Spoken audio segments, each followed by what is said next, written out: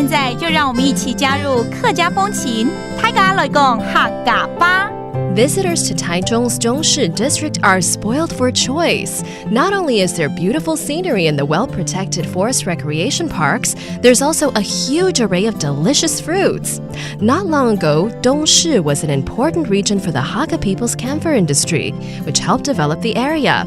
And next to the Dongshi Hakka Museum, tourists can try their own hand at camphor DIY crafts under the guidance of Taiwan's sole licensed camphor master.Hey, it's time to talk about Hakka on ICRT. Hello, 大家好，我是阿平哥 Leo. Hello, 你好，大家好，我是 Joseph Lin. Leo, 你来看我这些照片很漂亮哎呦，你知道吗？我才几个礼拜前去这个台中东市啊，然后呢去了一些地方，比如东市林场啦，还有八仙山森林啦，还有一个庙叫做巧陆半仙师。对，就是巧圣仙师庙嘛，对，真的很棒。尤其东市这个地方，我知道客家人很多啊。对啊，东市就是大埔腔客家人的一个重镇啊，难怪你去的玩得很开心。对，没错。那电炉呢？对应该带电炉，那么多森林，我应该抓几片叶子回来给你。带叶子回来给我干嘛？不要啦！要买什么我还不知道。我跟你讲，东市传统有个行业是肉肉。对啊，你应该去找那个肉粽啊。肉粽肉粽啊！端午节快到了，不是肉粽啦，不是哦，我是讲什么是脑长肉粽？脑长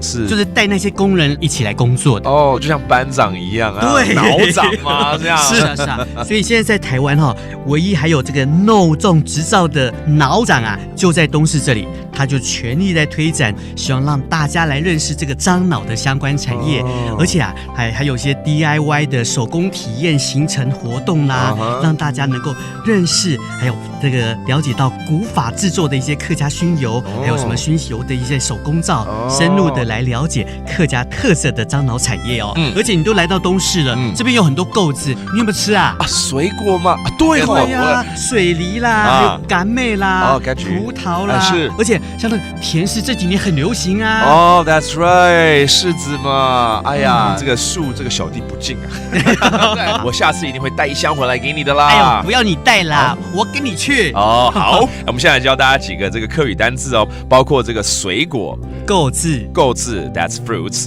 and then the camphor oil， 樟脑油。No you. And then finally, this area is popular with the dialect known as 大埔。